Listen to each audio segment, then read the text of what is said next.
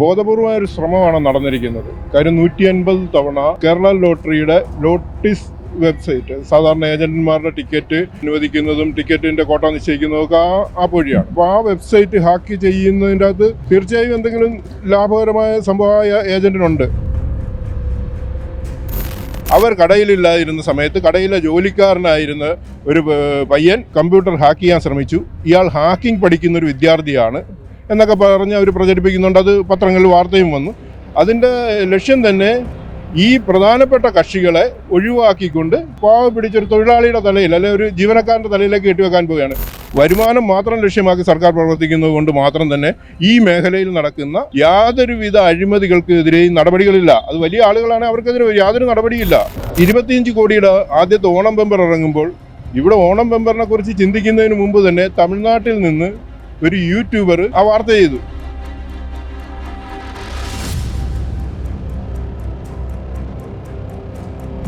നമസ്കാരം. നമ്മുടെ സംസ്ഥാനത്ത് അടിക്കുന്ന ലോട്ടറികളുടെ 1-ാം സമ്മാനം മുതൽ വലിയ സമ്മാനങ്ങൾ എവിടെയാണ് പോകുന്നത്? ആർക്കൊക്കെയാണ് ഇവ ലഭിക്കുന്നത്? നിരവധി ചോദ്യങ്ങളാണ് ലോട്ടറിയുമായി ബന്ധപ്പെട്ട് സാധാരണ ജനങ്ങളിൽ ഉയർന്നു വന്നുകൊണ്ടിരിക്കുന്നത്. ഇക്കഴിഞ്ഞ ദിവസമാണ് മൂവാറ്റുപുഴയിൽ നിന്നും ഒരു ഞെട്ടിപ്പിക്കുന്ന വാർത്ത പുറത്തു വന്നത്. സംസ്ഥാന ലോട്ടറി വകുപ്പിൻ്റെ വെബ്സൈറ്റ് ഹാക്ക് ചെയ്യാനുള്ള ശ്രമം നടന്നിരിക്കുന്നു. 1ഉം 2ഉം തവണയല്ല ഈ ഒരു ഹാക്കിംഗ് ശ്രമം നടന്നിരിക്കുന്നത്, 150 വട്ടമാണ്. ഈ ഒരു ഹാക്കിംഗ് ശ്രമവുമായി ബന്ധപ്പെട്ട പരാതിയിന്മേൽ 2 പേരെ അറസ്റ്റ് ചെയ്യുകയും അവരുടെ പേരിൽ FIR ഇടുകയും ചെയ്തു. പിന്നീട് അവർക്ക് നേരെ കൂടുതൽ നിയമ നടപടികളൊന്നും തന്നെ ലോട്ടറി വകുപ്പ് എടുത്തില്ല. അവരുടെ ഏജൻസി കട്ട് ചെയ്യാനോ അത്തരത്തിലുള്ള നിയമ നടപടികൾ ഒന്നും തന്നെ തീരുമാനിച്ചില്ല. ഇതിന് പിന്നിലുള്ള കാരണം എന്താണ്? മറുനാടൻ അന്വേഷിക്കുകയാണ്. ഈ ഒരു വിഷയവുമായി ബന്ധപ്പെട്ട് Kerala lottery agents and sellers association state working പ്രസിഡന്റായ ലജീവ് വിജയൻ ഇപ്പോൾ മറുനാടനോട് പ്രതികരിക്കുകയാണ്. ഇക്കഴിഞ്ഞ ദിവസമാണ് മൂവാറ്റുപുഴയിൽ നിന്നും ഒരു വാർത്ത പുറത്തു വരുന്നത്. ഈ ലോട്ടറി വകുപ്പിൻ്റെ ഈ വെബ്സൈറ്റ് ഹാക്ക് ചെയ്തിരിക്കുന്നത്. ഇതിന് പിന്നിൽ ആരെങ്കിലും ഉണ്ടോ? ഏകദേശം 150 തവണയാണ് ഇത് ഹാക്ക് ചെയ്യാൻ ശ്രമിച്ചിരിക്കുന്നത്. തീർച്ചയായും അത് ആരുണ്ട് എന്ന് ചോദിച്ചു കഴിഞ്ഞാൽ അത് ബോധപൂർവമായ ഒരു ശ്രമമാണ് നടന്നിരിക്കുന്നത്. കാര്യം 150 തവണ കേരള ലോട്ടറിയുടെ ലോട്ടിസ് വെബ്സൈറ്റ്, സാധാരണ ഏജന്റുമാരുടെ ടിക്കറ്റുകൾ അനുവദിക്കുന്നതും ടിക്കറ്റിൻ്റെ കോട്ട നിശ്ചയിക്കുന്നതും ഒക്കെ ആ വഴിയാണ്. അപ്പോൾ ആ ഒരു വെബ്സൈറ്റ് വഴിയാണ്. അപ്പോൾ ആ വെബ്സൈറ്റ് ഹാക്ക് ചെയ്യുന്നതിൻ്റെ അകത്ത് തീർച്ചയായും എന്തെങ്കിലും ലാഭകരമായ സംഭവമായ ഏജന്റിനുണ്ട്. അരുൺ എന്ന് പറയുന്ന ഒരു ഏജന്റാണ്. അദ്ദേഹത്തിൻ്റെ ഭാര്യയും ഏജന്റുമാരാണ്. അവരുടെ പേരിലാണ് ഡിപ്പാർട്ട്മെൻറ്റ് കൊടുത്ത കേസിൽ FIR ഇട്ടിരിക്കുന്നത്. അപ്പോൾ ഇദ്ദേഹം അവിടുത്തെ CITൻ്റെ ഉന്നത നേതാവാണ്, ലോട്ടറി മേഖലയിൽ ഉന്നത നേതാവാണ്. ലോട്ടറി ഓഫീസിൽ വരെ ശക്തമായ സ്വാധീനം ചെലുത്തുന്ന മൂവാറ്റുപുഴ ഓഫീസിൽ വരെ ശക്തമായ സ്വാധീനം ചെലുത്തുന്ന ഒരു വ്യക്തിയാണ്. അദ്ദേഹത്തിൻ്റെ ഓഫീസിൽ അദ്ദേഹത്തിൻ്റെ ഏജൻസിയുടെ കമ്പ്യൂട്ടർ ഉപയോഗിച്ച് 8/1 ആണ് 150 തവണ ഹാക്കിംഗ് നടന്നു എന്നാണ് FIR പറയുന്നത്. ആ 150 തവണ ഹാക്കിംഗ് നടന്നു. 8/1 ഹാക്കിംഗ് നടന്നു. 2-ാം മാസം 3-ാം തീയതി, ഫെബ്രുവരി 3-ാം തീയതി FIR ഇടുന്നു. പക്ഷേ നാളിതുവരെ ലോട്ടറി ഡയറക്ടറേറ്റിൻ്റെ ഭാഗത്ത് നിന്ന് ഈ ഏജൻസിക്കെതിരെ ഉണ്ടായൊരു നടപടി എന്ന് പറഞ്ഞാൽ നമ്മളുടെ അറിവിൽ ഇയാൾക്ക് ഓൺലൈനിൽ പണം അടയ്ക്കാനായിട്ട് ഉള്ളൊരു സൗകര്യം നിഷേധിച്ചു എന്നുള്ളതേ ഉള്ളൂ. അല്ലാതെ ടിക്കറ്റ് എടുക്കുന്നതിനോ മറ്റു കാര്യങ്ങൾക്കോ ഒന്നും അയാൾക്ക് യാതൊരു ബുദ്ധിമുട്ടുമില്ല. സാധാരണഗതിയിൽ ലോട്ടറി വകുപ്പ് തന്നെ നേരിട്ട് തന്നെ ഇതിനു മുൻപ് ആ മൂവാറ്റുപുഴയുള്ളൊരു ഏജന്റിൻ്റെ പേരിൽ മറ്റെന്തോ ഒരു കേസിൻ്റെ പേരിൽ FIR ഇട്ടു. അയാൾ പ്രതിയായി എന്നുള്ളതിൻ്റെ പേരിൽ അയാൾക്കെതിരെ അയാളുടെ ഏജൻസി സസ്പെൻഡ് ചെയ്യുന്നൊരു നടപടി ഉണ്ടായിട്ടുണ്ട്. സമൂഹത്തിന് ദോഷകരമായ രീതിയിൽ പ്രവർത്തിച്ചതിന് പോലീസ് പിടിച്ചു എന്ന് എന്തായിരുന്നു അത് വിഷയം. ഇതുകൂടാതെ തിരുവനന്തപുരത്തുള്ള ഒരു AITC യൂണിയൻ്റെ നേതാവാണെന്ന് തോന്നുന്നു. അദ്ദേഹം വാട്സാപ്പ് വഴി എന്തോ മെസ്സേജ് ഇട്ടത് ലോട്ടറി അപകീർത്തിപ്പെടുത്തുന്നു എന്ന് പറഞ്ഞ് അദ്ദേഹത്തിൻ്റെ ഏജൻസി സസ്പെൻഡ് ചെയ്തിട്ടുണ്ട്. അങ്ങനെ നിരവധി കൊല്ലത്തുള്ളൊരു യൂണിയൻ നേതാവിൻ്റെ ഏജൻസി, ഇവരൊന്നും പിന്നെ ഭരണപക്ഷത്താണേലും പ്രധാന കക്ഷികളൊന്നുമല്ല. അതുകൊണ്ട് തന്നെ അവരുടെ ഏജൻസികൾ സസ്പെൻഡ് ചെയ്യുകയും പിന്നീട് അത് നടപടികൾ തീർത്ത് തിരിച്ചു കൊടുക്കുകയും ചെയ്തിട്ടുണ്ട്. പക്ഷേ ഇങ്ങനെ ഒരു വിഷയം, വളരെ ഗുരുതരമായൊരു വിഷയം, ഹാക്കിംഗ് പോലൊരു വിഷയം നടന്നിട്ട് അതിന് യാതൊരുവിധ നടപടി, സസ്പെൻഷനോ അങ്ങനെ മറ്റു കാര്യങ്ങളോ ഒന്നും ഇതുവരെ ചെയ്തിട്ടില്ല. ലോട്ടറിയുടെ ഒരു ഇൻറ്റേർണൽ വിജിലൻസ് ഉണ്ട്, അവർ അന്വേഷിച്ചാണ് അവരാണ് പരാതി കൊടുത്തിരിക്കുന്നതെന്നാണ് നമ്മളെ FIRൽ നിന്ന് മനസ്സിലാക്കുന്നത്. അപ്പോൾ സ്വാഭാവികമായിട്ടും ആ പരാതി ഡയറക്ടറേറ്റിൽ ഇപ്പോൾ ഇതിൻ്റെ വിവരങ്ങളെല്ലാം എത്തിയിട്ടുണ്ടാകും, ഡയറക്ടർക്ക് അതിന് നടപടിയെടുക്കാവുന്നതാണ്. പക്ഷേ ഡയറക്ടറും അല്ല ഡിപ്പാർട്ട്മെൻറ്റും അതിൻ്റെ ഭാഗത്ത് ഇതുവരെ നടപടി ഉണ്ടാക്കാത്തത് ശക്തമായ രാഷ്ട്രീയ സ്വാധീനം, ഇയാളുടെ ഭരണ സ്വാധീനം ഉള്ളതുകൊണ്ടാണ്. അതിന് വ്യക്തമായ കാര്യം അയാളെ സംരക്ഷിക്കാൻ ശ്രമിക്കുന്ന ഇന്നലെ തൊടുപുഴയുള്ളൊരു ഗ്രൂപ്പിൽ ഇത് സംബന്ധിച്ചൊരു പോസ്റ്റ് വന്നപ്പോൾ ലോട്ടറി ക്ഷേമനിധി ബോർഡ് ചെയർമാൻ്റെ ഒരു സ്റ്റേറ്റ്മെൻറ്റ് വന്നിരുന്നു. അത് ഹാക്കിംഗ് പഠിക്കാൻ ശ്രമിക്കുന്ന ഒരു വിദ്യാർത്ഥിയാണ് ഈ സ്റ്റാഫായിട്ടിരുന്നത്. ഈ ഏജൻറ്റോ അദ്ദേഹത്തിൻ്റെ ഭാര്യ ആ സമയത്ത് അവിടെ ഇല്ലായിരുന്നു, അവർ യൂണിയൻ പരിപാടിക്ക് പങ്കെടുക്കാൻ എന്തോ പോയിരിക്കുകയാണ് എന്ന് പറഞ്ഞ് അതുകൊണ്ട് ഇങ്ങനെ തെറ്റിദ്ധരിപ്പിക്കുന്ന പോസ്റ്റുകൾ പാടില്ല എന്ന് പറഞ്ഞ് അദ്ദേഹം ഒരു മെസ്സേജ് ഇടുകയും അത് നിമിഷങ്ങൾക്കകം ഡിലീറ്റ് ചെയ്യുകയും ചെയ്തു. ഇടിയിച്ച ആളെ കൊണ്ടും ഡിലീറ്റ് ചെയ്യിപ്പിച്ചു. അപ്പോൾ ഞാനത് വായിച്ചുകൊണ്ടിരിക്കുമ്പോഴാണ് ആ സാധനം ഡിലീറ്റായി പോകുന്നത്. അപ്പോൾ അത് തീർച്ചയായിട്ടും അപ്പോൾ അതിൻ്റെ അകത്ത് അവരുടെ സ്വാധീനം എന്തുമാത്രം ഉണ്ടല്ലേ, അതിൻ്റെ അകത്ത് ആരൊക്കെ ഇടപെടുന്നു എന്നുള്ളതിൻ്റെ ഒരു തെളിവായിരുന്നു അത്. ഈ ഏജൻസിയുടെ ഉള്ളിൽ വെച്ച് തന്നെയാണ് ഈ ഹാക്കിംഗ് നടന്നിരിക്കുന്നത്, അങ്ങനെ എന്തെങ്കിലും പോലീസ് കണ്ടെത്തിയിട്ടുണ്ടോ? ഏജൻസിയുടെ ഉള്ളിലാണോ എന്നുള്ളതിനെക്കുറിച്ച് നമുക്ക് അതിനെക്കുറിച്ച് കൃത്യമായ ഇതില്ല. പക്ഷേ ഈ ഏജൻറ്റിൻ്റെ കോഡ് ഉപയോഗിച്ചിട്ടാണ് ഇത് നടന്നിരിക്കുന്നത്. പിന്നെ ഇപ്പോൾ അതിനെതിരെ ഇത് വിവാദമായി ഇതിന് FIR വീണ് കഴിഞ്ഞപ്പോൾ ഈ ഏജൻറ്റ് അരുണെന്ന് പറയുന്ന മൂവാറ്റുപുഴയുള്ള CI2 നേതാവായ ഏജൻറ്റ് അദ്ദേഹത്തിൻ്റെ ഭാര്യ അതിൽ പ്രതിയാക്കപ്പെട്ടപ്പോൾ ഇവർ രണ്ടുപേരും ചേർന്ന് മൂവാറ്റുപുഴ പോലീസ് സ്റ്റേഷനിൽ ഒരു പരാതി കൊടുത്തു. അവർ കടയിലില്ലാതിരുന്ന സമയത്ത് കടയിലെ ജോലിക്കാരനായിരുന്ന ഒരു പയ്യൻ, അനന്തു എന്നാണ് പേരെന്ന് തോന്നുന്നു, അദ്ദേഹം കമ്പ്യൂട്ടർ ഹാക്ക് ചെയ്യാൻ ശ്രമിച്ചു. ഇയാൾ ഹാക്കിംഗ് പഠിക്കുന്നൊരു വിദ്യാർത്ഥിയാണ് എന്നൊക്കെ പറഞ്ഞ് അവർ പ്രചരിപ്പിക്കുന്നുണ്ട്. അത് പത്രങ്ങളിൽ വാർത്തയും വന്നു. അതിൻ്റെ പേരിൽ ആ പയ്യൻ്റെ പേരിൽ ഇങ്ങനെ അനധികൃതമായി സർക്കാർ വെബ്സൈറ്റ് ഹാക്ക് ചെയ്യാൻ ശ്രമിച്ചതിന് അവിടുത്തെ മൂവാറ്റുപുഴ പോലീസ് കേസെടുത്തിട്ടുണ്ട്. അപ്പോൾ എന്ന് പറഞ്ഞു കഴിഞ്ഞാൽ അതിൻ്റെ ലക്ഷ്യം തന്നെ ഈ പ്രധാനപ്പെട്ട കക്ഷികളെ ഒഴിവാക്കിക്കൊണ്ട് ഈ കേസ് ഒരു പാവ പിടിച്ചൊരു തൊഴിലാളിയുടെ തലയിൽ അല്ലെ ഒരു ജീവനക്കാരൻ്റെ തലയിലേക്ക് കെട്ടിവെക്കാൻ പോവുകയാണ്. പക്ഷെ അതിൽ ഏറ്റവും രസകരമായ സംഭവം, ഈ ജീവനക്കാരനെ കുറിച്ച് അന്വേഷിച്ച് കഴിഞ്ഞപ്പോൾ അയാൾ മൂവാറ്റുപുഴ ഈ പറയുന്ന അരുണിൻ്റെ കടയിലെ ജീവനക്കാരനല്ല എന്നാണ് അറിഞ്ഞത്. മൂവാറ്റുപുഴ ലോട്ടറി ഓഫീസിൽ ഞാൻ തിരക്കിയപ്പോൾ ഇയാൾ ഈ പറയുന്ന കേസിൽ പ്രതിയാക്കപ്പെട്ട് ഇയാളുടെ ജീവനക്കാരനാണെന്ന് പറയുന്ന വ്യക്തി പട്ടിമറ്റത്തുള്ള ഒരു സഞ്ജയൻ എന്ന് പറയുന്ന ഏജൻറ്റിന് വേണ്ടി മൂവാറ്റുപുഴ ഓഫീസിൽ നിന്ന് ടിക്കറ്റ് എടുക്കേണ്ട ഓതൻറ്റിക്കേറ്റഡ് വ്യക്തിയാണ്, ഓതൻറ്റിക്കേഷൻ കൊടുത്തിരിക്കുന്ന ഒരു വ്യക്തിയാണ്. അയാളാണ് മൂവാറ്റുപുഴ ഓഫീസിൽ നിന്ന് ഈ സഞ്ജയനും അദ്ദേഹത്തിൻ്റെ ഭാര്യയും ചേർന്ന് പട്ടിമറ്റത്ത് നടത്തുന്നൊരു കടയിലേക്ക് ടിക്കറ്റ് എടുത്തുകൊണ്ട് പോകുന്നത്. ആ കടയിലെ സ്റ്റാഫാണ് അദ്ദേഹം എന്നാണ് ഞങ്ങളുടെ അന്വേഷണത്തിൽ തെളിഞ്ഞത്. അപ്പോൾ ഇത് വളരെ ബോധപൂർവം ഈ മൂവാറ്റുപുഴയിലുള്ള നേതാവായ അരുൺ, അദ്ദേഹം ബോധപൂർവം ഇല്ലാത്തൊരു ദിവസം നോക്കി ഇയാളെ ഹാക്കിംഗ് പഠിക്കുന്നൊരു വിദ്യാർത്ഥിയെ തന്നെ കൊണ്ടുവന്ന് നിർത്തി ഈ വെബ്സൈറ്റ് ബോധപൂർവം ഹാക്ക് ചെയ്യാൻ ശ്രമിച്ചതാണെന്നുള്ളതാണ് ഞങ്ങൾ വിശ്വസിക്കുന്നതും ലോട്ടറി മേഖലയിലുള്ള തൊഴിലാളികളും ഭൂരിപക്ഷം ആളുകളും വിശ്വസിക്കുന്നത്. കാര്യം ഇവിടെ ഇപ്പോൾ ഒരാൾ ഒരു കുറ്റകൃത്യം ചെയ്തു കഴിഞ്ഞാൽ അയാളുടെ പാർട്ടി, അയാൾ ആ പാർട്ടിയിൽ ആർക്കൊപ്പം നിൽക്കുന്നു, അങ്ങനെയുള്ള ചില വലിയ ആളുകൾക്ക് സംരക്ഷണം കൊടുക്കുന്നൊരു രീതിയാണ്. CI2ൻ്റെ നേതാവായതുകൊണ്ട് മാത്രം കേന്ദ്ര സർക്കാരിൻ്റെ കേന്ദ്ര സർക്കാരിൻ്റെ NIC രൂപകൽപ്പന ചെയ്ത് കേരളത്തിൻ്റെ ലോട്ടറിക്ക് നൽകിയിരിക്കുന്നത് പ്രതിദിനം കോടികളുടെ വിറ്റുവരവ് അല്ലെങ്കിൽ കോടിക്കണക്കിന് രൂപയുടെ ഇടപാടുകൾ നടക്കുന്ന ഒരു വെബ്സൈറ്റ് ഹാക്ക് ചെയ്യാൻ ശ്രമമുണ്ടായിട്ട് ഒരു FIR അയാളുടെ പേരിൽ പോലീസ് അന്വേഷിച്ച് അവർക്ക് ഒരു ക്രൈം ഉണ്ടെന്ന് തോന്നിയിട്ടാണല്ലോ, ഇങ്ങനെ ഒരു ക്രൈം നടന്നു എന്ന് തെളിഞ്ഞതിൻ്റെ പേരിലാണല്ലോ FIR ഇട്ടിരിക്കുന്നത്. എന്നിട്ട് പോലും ലോട്ടറി ഡയറക്ടറേറ്റ് അയാളുടെ ഏജൻസി പോലും സസ്പെൻഡ് ചെയ്യാൻ തയ്യാറായിട്ടില്ല. എന്നിട്ട് അയാൾക്ക് രക്ഷപ്പെടാൻ മറ്റൊരു കേസ് സൃഷ്ടിക്കുന്നതിനുള്ള സമയവും കൊടുത്തുകൊണ്ടിരിക്കുകയാണ്. ഇനി ഈ കേസിൻ്റെ പേരിൽ മൂവാറ്റുപുഴ പോലീസ് ഈ പയ്യനെ അറസ്റ്റ് ചെയ്ത് കഴിയുമ്പോൾ സ്വാഭാവികമായിട്ടും മൂവാറ്റുപുഴ പോലീസ് പറയുന്നത് എന്തായിരിക്കും? നമ്മളിപ്പോൾ കാണുന്നതാണ്, ഇടതുപക്ഷം ഭരിക്കുമ്പോൾ പിണറായി സർക്കാരിൻ്റെ കാലഘട്ടത്തിൽ ആടിനെ പട്ടിയാക്കുന്ന പരിപാടികളാണ് മൊത്തത്തിൽ നടന്നുകൊണ്ടിരിക്കുന്നത്. ഒരു ലോട്ടറി മേഖലയിലെ അഴിമതികൾ മൂടി വെക്കുന്നതിന് വേണ്ടിയിട്ടുള്ള ഒരു വലിയ ശ്രമം തന്നെ നടക്കുന്നുണ്ട്. കാര്യം ലോട്ടറി മേഖല ആർക്ക് വേണ്ടി തുടങ്ങിയോ അതിൽ നിന്നൊക്കെ മാറി ഇപ്പോൾ അന്യ സംസ്ഥാന ലോട്ടറി കേരളത്തിലേക്ക് എത്തിക്കുന്നു എന്നുള്ള ഒരു ഭാഗം മാറ്റിയിട്ട് ഇപ്പോൾ പുതിയൊരു കണ്ടുപിടുത്തം കൊണ്ടുവന്നിരിക്കുന്നത്. ഇതൊക്കെ ഈ മേഖലയിൽ അഴിമതിയുടെ ഭാഗമാണ്. 2024 ഡിസംബർ മാസം ഇറങ്ങിയ പുതിയ വിജ്ഞാപന പ്രകാരം കേരളത്തിലെ ഭാഗ്യക്കുറി അന്യ സംസ്ഥാനത്ത് വിൽക്കാൻ ഒരു ഏജന്റിനെ നിയമിക്കാൻ ഡയറക്ടർക്ക് അധികാരം കൊടുത്തു. അപ്പോൾ അന്യ സംസ്ഥാനത്ത് ഈ ലോട്ടറി വിൽക്കാൻ പോകുമ്പോൾ തീർച്ചയായിട്ടും അന്യ സംസ്ഥാനത്ത് നിന്നുള്ള ലോട്ടറി ഇങ്ങോട്ട് വരുമല്ലോ. അപ്പോൾ ഒരു പാലം ഇട്ട് കഴിഞ്ഞാൽ അങ്ങോട്ടും ഇങ്ങോട്ടും ഉണ്ടാവും.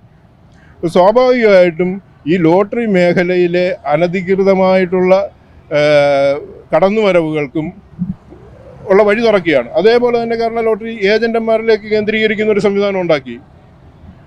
50 ലക്ഷം രൂപ വരെയുള്ള ടിക്കറ്റ് എടുക്കുന്ന ഏജന്റന്മാർക്ക് അതിൻ്റെ 90% ബാങ്ക് ഗ്യാരണ്ടിയുടെ പുറത്ത് കടമായിട്ട് കൊടുക്കാം. അപ്പോൾ അവനൊരു പ്രാവശ്യം ബാങ്ക് ഗ്യാരണ്ടി വെച്ച് കഴിഞ്ഞാൽ അവൻ ഈ ടിക്കറ്റ് എടുത്ത് അവൻ്റെ സബ് ഏജന്റന്മാരെ മറ്റു കച്ചവടക്കാരെ കൊണ്ട് വിൽപ്പിച്ച് പൈസ അടച്ചാൽ മതി. അവനിത് കണ്ടിന്യൂഷനായിട്ട് ഈ കടം ഇങ്ങനെ കിട്ടിക്കൊണ്ടേയിരിക്കും. ഒരു പ്രാവശ്യത്തെ മുടക്ക് മുതൽ കൊണ്ട് തന്നെ അതിലൂടെ തന്നെ അവന് കിട്ടുന്ന ലാഭം. അങ്ങനെ ഒരു കേന്ദ്രീകരണം, ടിക്കറ്റുകളുടെ വിതരണത്തിൽ ഒരു വലിയ കേന്ദ്രീകരണമൊക്കെ നടക്കുന്ന ഈ സാഹചര്യത്തിൽ അതിനുവേണ്ടിയിട്ടുള്ള സാഹചര്യം സൃഷ്ടിച്ചിരിക്കുന്ന സമയത്ത് വരുമാനം മാത്രം ലക്ഷ്യമാക്കി സർക്കാർ പ്രവർത്തിക്കുന്നത് കൊണ്ട് മാത്രം തന്നെ ഈ മേഖലയിൽ നടക്കുന്ന യാതൊരുവിധ അഴിമതികൾക്കെതിരെയും നടപടികളില്ല. അത് വലിയ ആളുകളാണ്, അവർക്കെതിരെ യാതൊരു നടപടിയില്ല. ഇപ്പം നമുക്കറിയാം കേരളത്തിലെ ലോട്ടറിയുടെ വളർച്ച, ആ മേഖലയുടെ വളർച്ച നമ്മളെങ്ങനെയായിരുന്നു ഒരു 10 കൊല്ലം മുമ്പല്ല കേരളത്തിലെ ലോട്ടറി കച്ചവടക്കാരെ കണ്ടിരുന്നത്.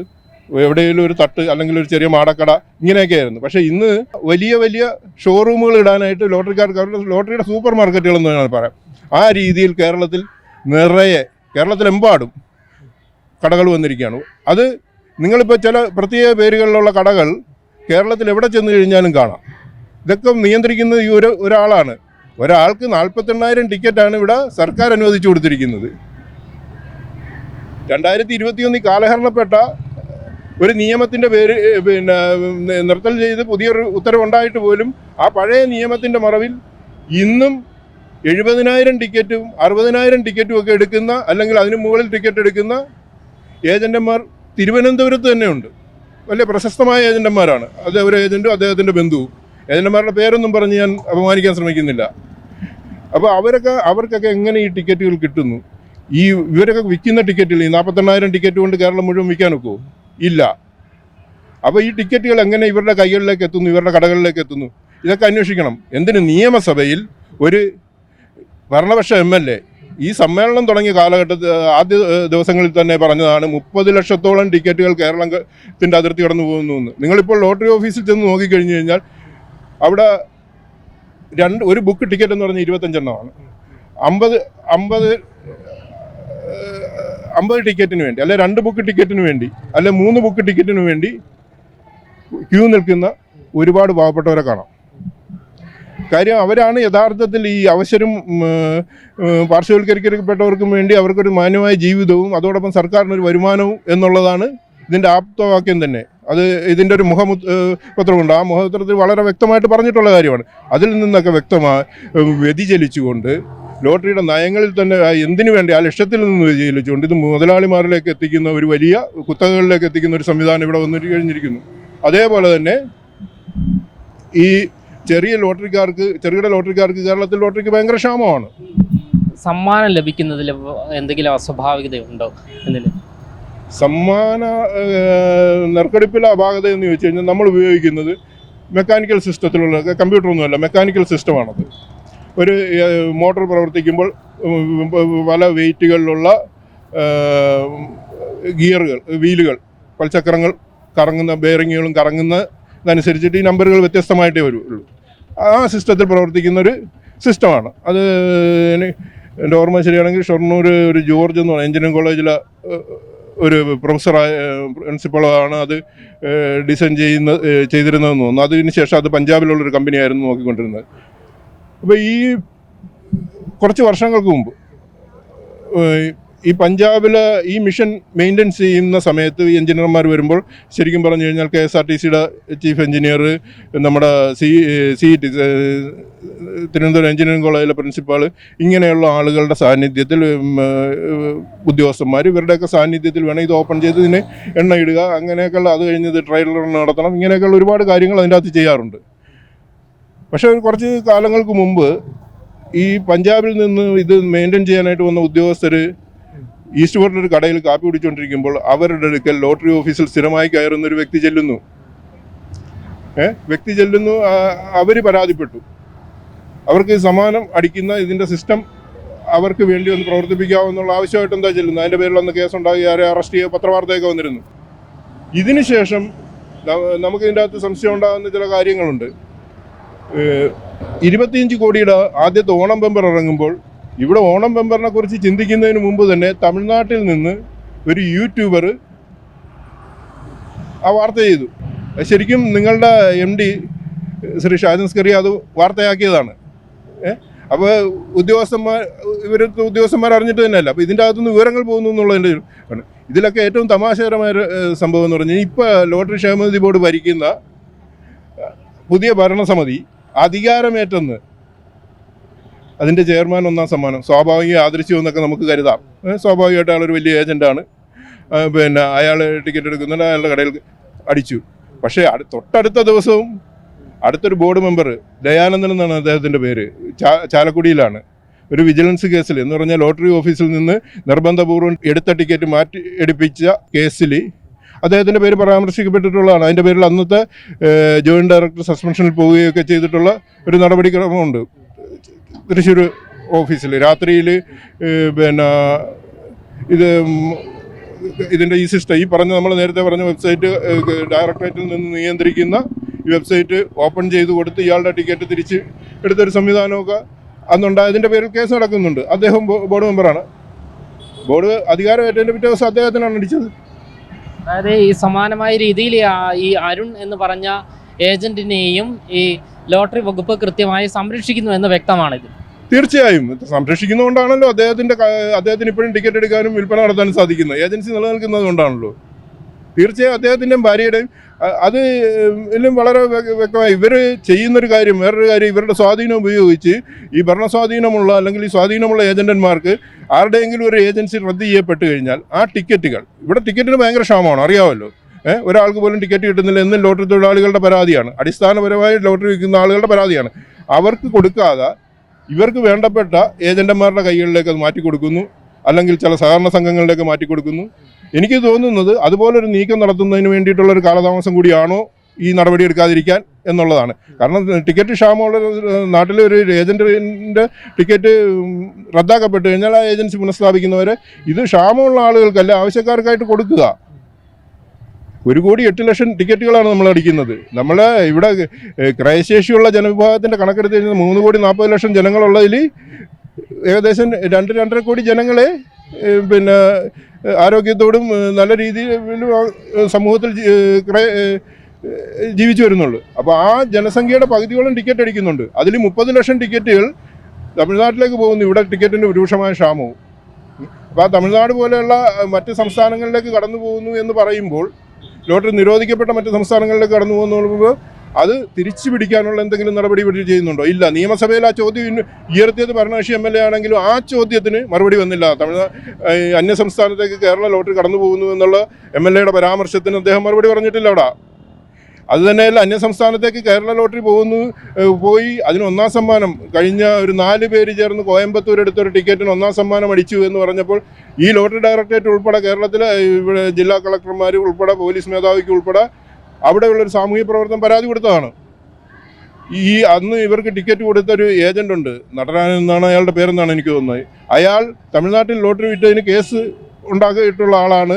അതുകൊണ്ട് തന്നെ ഈ ടിക്കറ്റ് കേരളത്തിൽ വിറ്റതല്ല, ഇവർക്ക് സമ്മാനം കൊടുക്കരുത് എന്ന് പറഞ്ഞ് തമിഴ്നാട് സർക്കാർ ലോട്ടറി നിരോധിച്ചതാണ്. അങ്ങനെയുള്ളൊരു സംസ്ഥാനത്ത് കൊണ്ടുവന്ന് അനധികൃതമായി വിറ്റ ടിക്കറ്റാണ് എന്ന് പറഞ്ഞ് അവിടെയുള്ളൊരു സാമൂഹ്യ പ്രവർത്തകൻ കേസ് കൊടുത്തതാണ്. ഇവിടെ പരാതി കൊടുത്തു, കേസല്ല, ഇവിടെ പരാതി കൊടുത്തതാണ്. എന്നിട്ടും ഇതിനൊരു നടപടികൾ, ഇങ്ങനെയുള്ള വിൽപ്പനക്കെതിരെ യാതൊരുവിധ നടപടിയും സ്വീകരിക്കുന്നില്ല. അതേസമയം ഇവർ വേറൊരു നടപടി ഇപ്പോൾ കൊണ്ടുവന്നു, പുതിയ നിയമം കൊണ്ടുവന്നു. ലോട്ടറി വിൽക്കുന്നവർക്ക് തിരിച്ചറിയൽ കാർഡ് വേണം. തിരിച്ചറിയൽ കാർഡുള്ളവർക്ക് വിൽക്കാനൊക്കെ ഉള്ള, അല്ലാത്തവരെ പ്രോസിക്യൂട്ട് ചെയ്യാൻ നിയമം കൊണ്ടുവന്നു. പാവപ്പെട്ടവന് ഒരു നേരത്തെ അരിക്ക് വേണ്ടിയിട്ട് സാധാരണ ഇപ്പോൾ ഞാനൊരു ലോട്ടറി കടക്കാരനാണ്, എൻ്റെ കടയിൽ വന്ന് എനിക്ക് പരിചയമുള്ളൊരു പ്രായമായ മനുഷ്യൻ വന്ന് ചോദിക്കുന്നു, ഒരു ടിക്കറ്റ് ചോദിച്ചു കഴിഞ്ഞാൽ 10 ടിക്കറ്റ് ചേട്ടാ ഇത് ഞാൻ വിറ്റിട്ട് പൈസ തരാം എന്ന് പറഞ്ഞാൽ നമ്മൾ കൊടുക്കും. കാര്യം അയാൾക്ക് അത് വിട്ടിട്ട് 10 ടിക്കറ്റ് വിൽക്കുമ്പോൾ അയാൾക്ക് കിട്ടുന്ന തുച്ഛമായ വരുമാനം ഒരു നേരത്തെ മരുന്നിനായിരിക്കാം. അല്ല ഒരു നേരത്തെ ഭക്ഷണത്തിനായിരിക്കും അയാൾ ഉപയോഗിക്കുന്നത്. അയാൾക്ക് ഒരാളുടെ മുന്നിൽ കൈനീട്ടാൻ മടിയുള്ളതുകൊണ്ടല്ലേ അയാൾ ആ പണി ചെയ്യുന്നത്. അങ്ങനെയുള്ള അടിസ്ഥാനപരമായുള്ള ആളുകളെയൊക്കെ മാറ്റിക്കൊണ്ട് തന്നെ ഇവർ വിൽപ്പനക്കാർക്ക് ഒരു ഐഡൻറ്റിറ്റി കാർഡ് കൊണ്ടുവരാൻ തീരുമാനിച്ചിരിക്കുന്നു. അപ്പോൾ അതിൻ്റെ പിന്നിലെന്ന് പറഞ്ഞു കഴിഞ്ഞാൽ വരാൻ പോകുന്നത് വൻകിട കച്ചവടക്കാർക്ക് കീഴിൽ ഉള്ള തൊഴിലാളികളായിട്ട് ഈ ലോട്ടറി വിൽപ്പനക്കാർ മാറും. ക്ഷേമനിധിയിലുള്ള അംഗങ്ങളുടെ എണ്ണം 90,000 മുകളിൽ അംഗങ്ങൾ ഉണ്ടായിരുന്നായിരുന്നു ഇവരുടെ ഭരണം വരുന്ന സമയത്ത്. ഇന്ന് ഏതാണ്ട് 32,000 അംഗങ്ങളേ ഉള്ളൂ. അപ്പോൾ ഈ അംഗങ്ങൾ എങ്ങനെ കുറഞ്ഞു?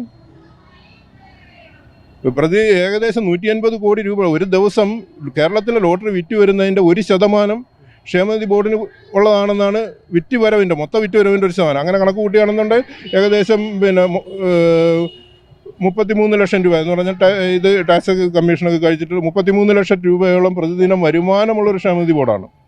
അവരെത്ര കോടി രൂപയുടെ 10, 30, 50 കോടി രൂപയ്ക്ക് താഴെ മാത്രമേ തൊഴിലാളി ക്ഷേമത്തിന് വേണ്ടി ചെലവഴിക്കുന്നുള്ളൂ. 32,000 തൊഴിലാളികളും പ്രതിദിനം 33 ലക്ഷം രൂപ വരുമാനവുമുള്ളൊരു ക്ഷേമനിധി. നിങ്ങൾക്ക് കേൾക്കുമ്പോൾ അത്ഭുതം തോന്നും. എന്തായാലും ലോട്ടറി ഏജൻസി നടത്തുന്ന അരുണിനെതിരെയും ഭാര്യയ്ക്കെതിരെയും കൂടുതൽ നിയമ നടപടികൾ എടുക്കാൻ ലോട്ടറി വകുപ്പ് തയ്യാറായിട്ടില്ല. ഏജൻസി കട്ട് ചെയ്യുന്ന നടപടികൾ ഉൾപ്പെടെ എടുക്കാവുന്ന ഒരു കുറ്റമാണ് അരുണും ഈ ഒരു ഏജൻസിയും ചെയ്തിരിക്കുന്നത്. എന്നിട്ടും അത്തരത്തിലൊരു നടപടികളിലേക്ക് നീങ്ങിയില്ല എന്നതാണ് യാഥാർത്ഥ്യമായൊരു സംഭവം. അതേസമയം ഏജൻസി ജീവനക്കാരനെ മറ്റൊരു ഏജൻസി ജീവനക്കാരനെ കരുവാക്കി അത്തരത്തിലൊരു പ്രതിയാക്കിക്കൊണ്ട് നിയമ നടപടിയിലേക്ക് പോലീസും നീങ്ങിയിരിക്കുന്നു എന്ന വാർത്തയുമാണ് ഇപ്പോൾ പുറത്തു വരുന്നത്. അതേസമയം ഈ അരുൺ CITU അനുഭവമുള്ള ഒരു വ്യക്തിയാണ് എന്നും പറയപ്പെടുന്നു. ക്യാമറമാൻ അഖിലിനൊപ്പം അമൽ രുദ്ര, മറുനാടൻ മലയാളി, തിരുവനന്തപുരം.